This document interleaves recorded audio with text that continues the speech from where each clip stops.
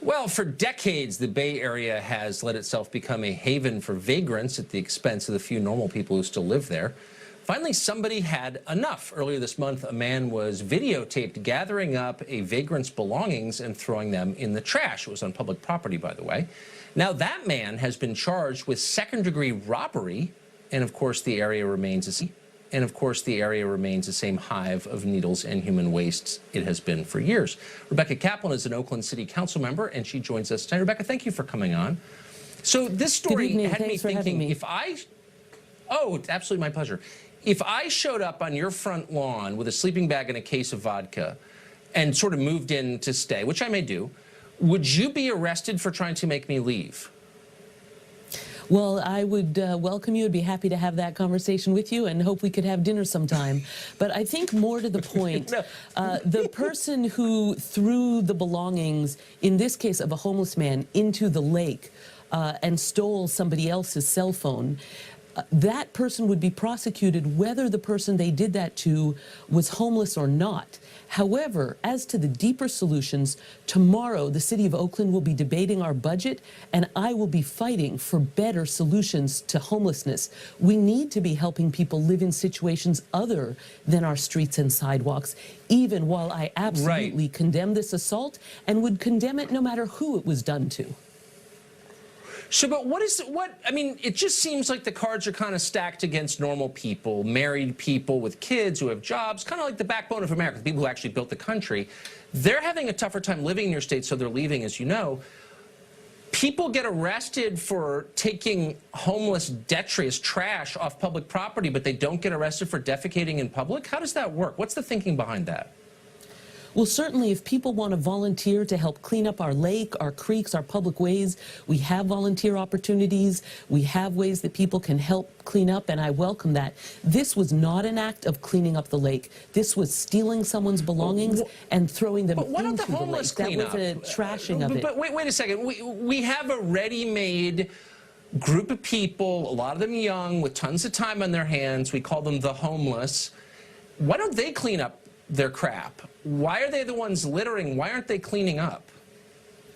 Actually, it's predominantly not the homeless people that are littering. We did a study, and about 85% of the illegal dumping is coming from a variety of illegal sources having nothing to do with the homeless. And so the illegal dumping is a huge problem that we're fighting to crack down on. And illegal is the word. Is very serious. Well, good. I'm glad you're doing that. And so that's you're getting to the causes. One of the things we need to take action on.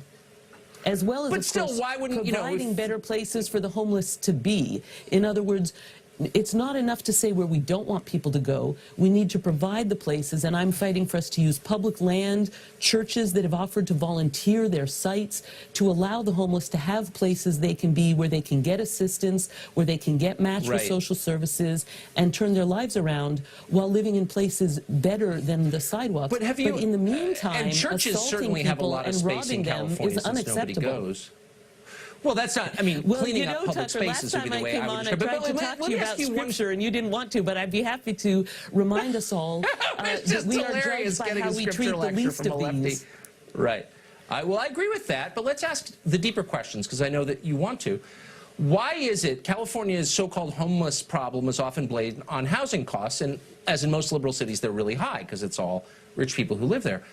But Tokyo has even higher housing prices, and it has no homeless problem. What does Tokyo know that Oakland and San Francisco don't know?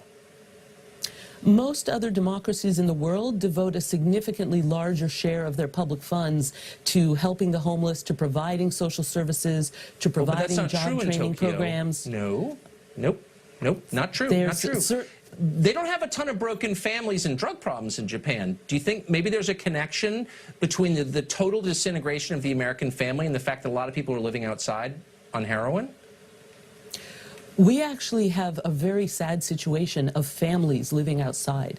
We have people living on the streets who get up and go to work every day and come back and sleep in a tent. Yes, I know, that's true. After working all day because the housing is so scarce and so expensive. And that's why in our budget debate taking place tomorrow night, I'll be fighting for us to do more to protect affordable housing and to do more. Okay, but really quick, have you thought about the Tokyo thing? I mean, because they don't spend more money than you do on the homeless. They spend much less. Their housing prices are higher. I mean, maybe there's a solution there. I don't know if we're going to solve it on the show because we're almost out of time, but have you thought about that? Will you think about it? Well, most of the countries with less of this problem have universal health care, so people don't get pushed into financial dire straits from a health care cost. But I also know that we don't get better. I'm sorry, we're out of time. Rebecca, thank you. I hope you'll come back anytime. It's great to see you. The New York Times just came after the show for daring to question that newspaper's accuracy. We'll slowly unpack that next.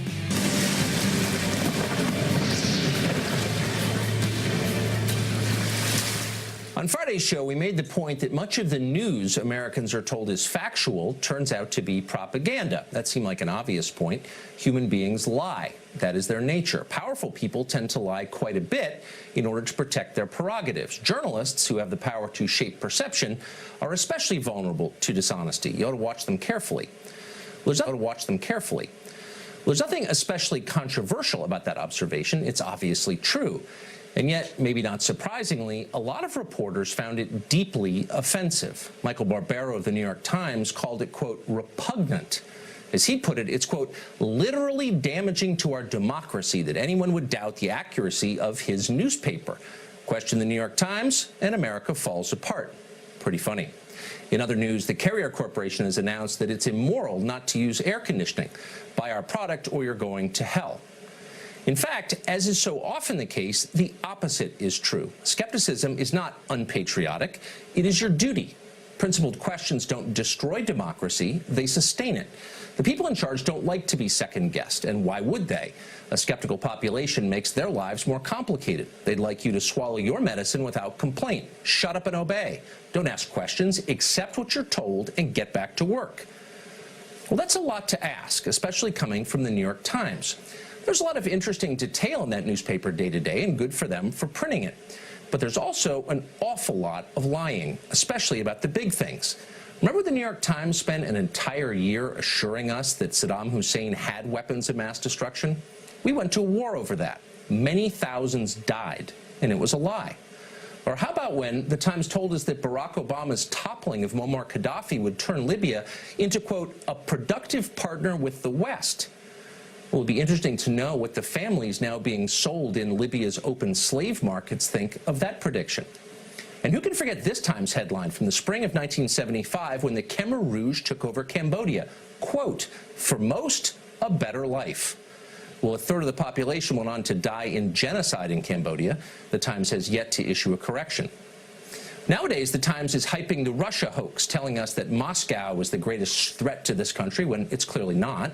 The paper is trying to provoke yet another pointless war in Syria by pushing the claim that Bashar al-Assad gassed his own people. Times reporters pretend to know for certain that that happened, that Assad did it. They don't know that for certain. Once again, they're lying. We could go on. We're not making a partisan point here, by the way. The New York Times is hardly the only powerful institution that distorts the truth. Someday soon, for example, maybe this week, the Republican leadership in the House may announce an amnesty for more than 1 million people in this country illegally. They'll tell you that letting foreigners ignore our laws is good for America. Don't believe them. They're lying. Our country has changed a lot, and the divide is no longer between Republicans and Democrats, or even between left and right. It's really between the incompetents in charge and everyone else. A small group of people has become rich and powerful mismanaging this country. And in fact, I've written a book about them. It's called Ship of Fools. It's out in the beginning of October. You can order it now if you want. But in the meantime, remember that you don't reflexively owe anybody your allegiance outside your immediate family, and that includes the news media. You don't have to hate the people in charge, but be sure to stay skeptical. They lie a lot. Well, career day in elementary school is a great chance to get kids dreaming about their futures when they can grow up and become teachers, doctors, and apparently cop haters. One elementary school in Chicago enraged parents, understandably, after its principal invited an activist to the school who routinely posts violent anti-cop rhetoric online. Fox's Matt Finn was contacted about this, reported it, and has all the details. Matt?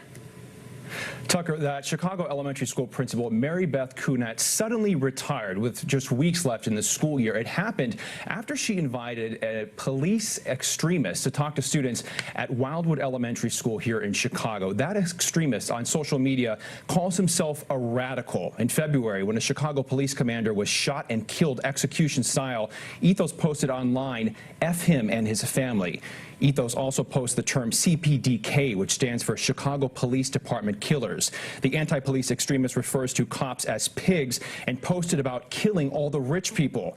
Ethos has hatred for police because he alleges that a Chicago police officer killed his friend with a taser.